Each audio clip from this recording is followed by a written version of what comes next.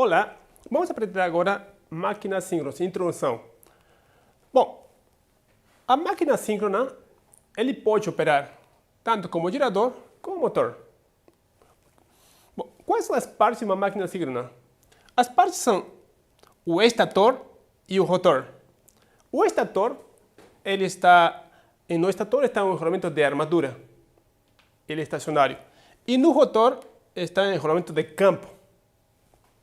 Okay. Bom, o estator da máquina síncrona está aqui, são compostos de bobinas. Lembra quando foi visto a geração de campo magnético girante, nós vimos que quando estas bobinas são colocadas aqui com um espaçamento, eu posso fazer que a força motriz seja mais próxima de uma senoide. Então, tem várias ranhuras aqui. Então, você pode colocar uma distribuição para tentar fazer a força motriz mais sinusoidal possível. Então, aqui nós temos um enrolamento finalizado aqui. Aqui nós temos um estator de uma máquina de grande porte. Olha o tamanho do estator. Okay, aqui nós temos aqui as bobinas. Aqui temos o suporte onde vai o rotor.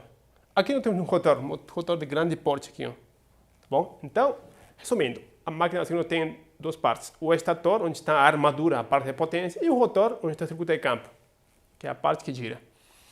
Bom, quando eu falar quais são os tipos de máquina síncrona, o estator é o mesmo, tá bom? Não vai ter diferença. O que muda é o rotor. Então, o rotor tem dois tipos, rotor de polos lisos e rotor de polos salientes. Vou explicar cada um. Como fala, polos lisos, também conhecido como rotor cilíndrico, é porque, observa que aqui ó, ele é extremamente uniforme, aqui ó, a distribuição aqui. Se eu colocar o estator aqui, este aqui é o rotor, né? Se eu colocar o estator, o entreferro é uniforme, não tem nenhuma saliência. Também são máquinas não salientes, também se chama assim. Observe aqui, ó. Então tem um norte e tem um sul, uma máquina de polos lisos, tá bom?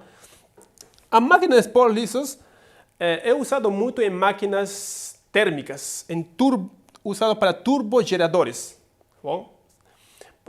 Quando falo turbogeradores, são máquinas térmicas, por exemplo, diesel, aqueles geradores de menor porte que geralmente são colocados em cidades. Tá bom?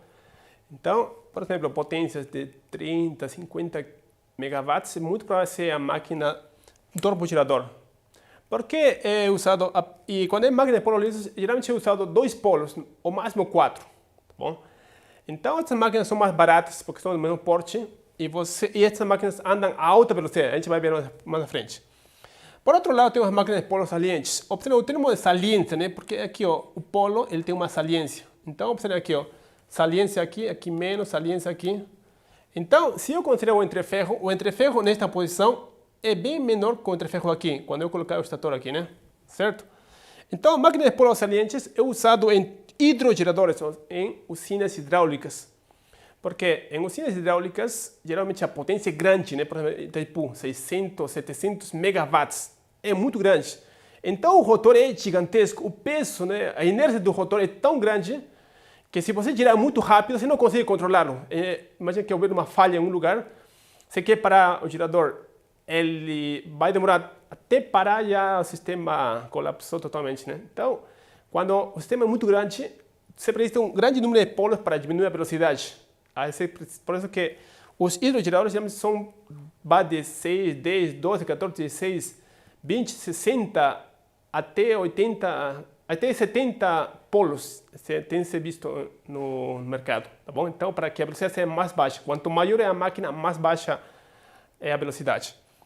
Observe aqui, aqui vai ser colocado, aqui vai o circuito de campo, né? Como alimento, através destes anéis, que são anéis deslizantes, aqui vai ser colocado uma alimentação externa.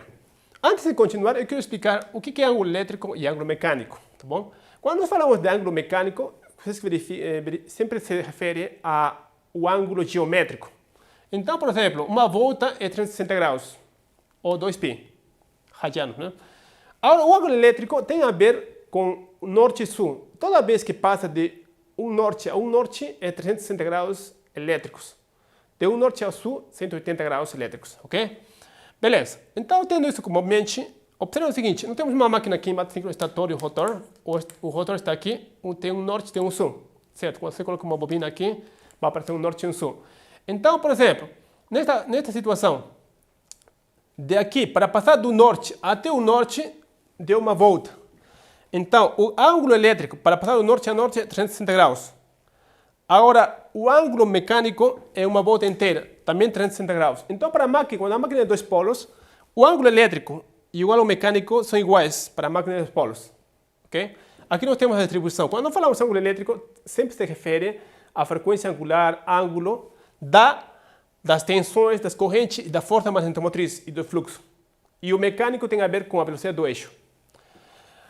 O exemplo 2. Temos uma outra máquina de 4 polos. Então, ele vai ter sul, norte, Aqui tem uma distribuição agora. Observe o seguinte. Quando eu passo deste norte a este norte, sempre, quando eu passo de norte a norte, eletricamente falando, sempre é 360 graus elétricos. Okay? Então, daqui até aqui, sempre 360 graus elétricos. Estes aqui, ângulos elétricos. Porém, observe que ele passou deste norte a norte meia volta. Então, mecanicamente, só deu meia volta. A relação que encontramos é o ângulo mecânico é o ângulo elétrico dividido 2. Então, para a máquina de 4 polos, o ângulo mecânico é o ângulo elétrico dividido 2. Em geral, o ângulo mecânico sempre é menor ou igual. Nesse caso, ângulo mecânico é 2 vezes ângulo elétrico sobre polos. Se o número de polos for 2, fica igual. Se o número de polos for maior, ângulo mecânico é menor. De tal maneira que quanto mais polos tiver a máquina, o ângulo vai ser menor. Por outro lado, a velocidade mecânica também é inversamente proporcional ao número de polos. Por isso que eu falei, hidrogeradores precisam muitos polos para que seja mais baixo. Então, quanto mais polos, por exemplo, aqui 60, a velocidade mecânica é bem menor. Tá bom? Beleza, isso em mente. Agora, por que chama-se máquina síncrona? Para isso, nós vamos voltar aqui à máquina. Nesta máquina, eu tenho aqui o rotor e eu tenho o estator aqui, as bobinas do estator, certo? Bom, então, quando nós alimentamos aqui no rotor, aparece um norte e um sul, este fluxo concatena o estator. Eu vou girar este rotor através de uma turbina, certo? Esta turbina, certo? Ok? Essa turbina dá uma velocidade no eixo. Essa velocidade eu vou chamar de velocidade síncrona. Ok? Então, observem aqui, nós temos as variáveis elétricas. Quando falo para as elétricas, me refiro a corrente do estator, tensão do estator, fluxo que tem a força magnetomotriz. E quando falo para as mecânicas, me refiro ao eixo, velocidade síncrona, em radianos por segundo ou em RPMs. Então, nós temos a frequência elétrica da rede, que é 2πFE, onde Fe é a frequência elétrica em Hz. Para o Brasil, que é 60 Hz, então este daqui seria 2π por 60, ou 377 radianos por segundo. Ele é sempre fixo, depende da frequência que é constante no Brasil. Já a velocidade síncrona, vamos ver daqui a pouco. Então, as variáveis elétricas estão aqui, como eu comentei, tensões, correntes e força magnetomotriz. Todas dependem da frequência elétrica, ômega-E. E as variáveis mecânicas, nesse caso, ômega-E é radianos por segundo, mas é aqui no eixo. E nós temos também esta mesma velocidade, frequência agora em RPMs. Com este símbolo, só para diferenciar se está em radianos por segundo ou em RPMs. Como relaciona esta velocidade, esta frequência angular no eixo com a frequência da rede? Através da seguinte equação. A frequência síncrona, ou seja, no eixo, é 2 vezes frequência elétrica sobre o número de polos. Por isso que chama-se máquina síncrona. Por quê? Porque a velocidade no eixo está sincronizada com a rede.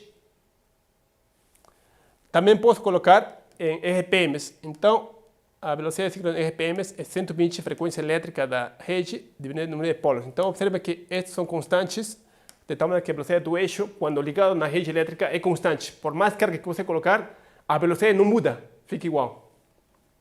Beleza. Um exemplo, nós temos aqui para Itaipu Nacional, nós temos parte em Paraguai, parte no Brasil, temos essas informações e eu quero encontrar qual é a frequência elétrica da rede, velocidade síncrona em RPMs e em radianos por segundo para essas informações. Frequência elétrica no Paraguai 50, no Nepal 60, para o lado do Brasil 60 e 78 no Nepal. Vou usar essas fórmulas aqui, frequência elétrica 2πFE, frequência síncrona 2 vezes frequência elétrica do número de polos e a velocidade em RPM 120 vezes frequência elétrica do número de polos. A partir daqui eu posso determinar este aqui também, tá bom? Fazendo essas substituições foram obtidas essas informações, tá bom? Beleza. Só para terminar. Bom, eu comentei sobre alimentação do circuito de campo, né? Como que alimenta o circuito de campo? Se o rotor está girando, como consigo alimentar ele? Para isso eu preciso um dispositivo chamado... tem três tipos. Primeiro, eu usar esses anéis coletores que estão aqui. E esses anéis coletores vão estar ligados a uns carvões através de um dispositivo aqui. Todo este dispositivo chama-se escova. Esta escova, então, a função da escova é fazer contato a parte móvel com a parte fixa e aqui vem a alimentação externa. Bom, esse primeiro tipo, com alimentação externa e com anéis deslizantes. Este tem carvões, tá bom? Beleza. Então, o segundo tipo é uma alimentação externa, porém, eu não vou usar anéis deslizantes. Eu vou colocar um outro gerador aqui, um geradorzinho no eixo, a fim de que no próprio rotor vou colocar o estator deste novo motor chamado restitutriz e no estator vou colocar o circuito de campo. Então vai ter componente magnético. Por exemplo, aqui ó, temos a máquina síncrona e aqui temos um outro gerador trifásico. O estator está... O campo está no estator e no rotor está o sistema trifásico, como foi falado aqui atrás, certo? Agora temos um terceiro tipo. Ali, esta primeira parte é o tipo 2, né? Aqui. Então, mas ainda aqui eu preciso alimentar com uma fonte externa.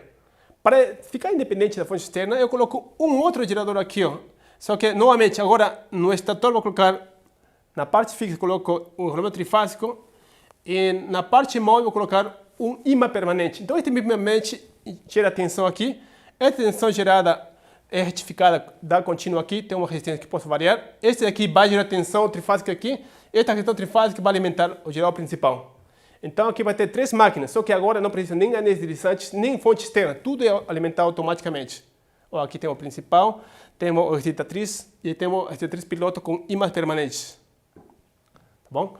Qual que é a vantagem e desvantagem? Quanto mais geradores tiver para alimentar o campo, mais caro ele é, certo? Por outro lado, a manutenção é mais baixa, mas o custo é mais elevado. Quando tem anéis deslizantes, tem que retenção. Quando não tem, não vai ter que retenção. E máquinas de pequeno porte, geralmente você usa anéis deslizantes de escova, fica mais barato. Máquinas de maior porte, você pode usar sem anéis deslizantes. Quanto maior potência, é mais comum usar sem anéis deslizantes.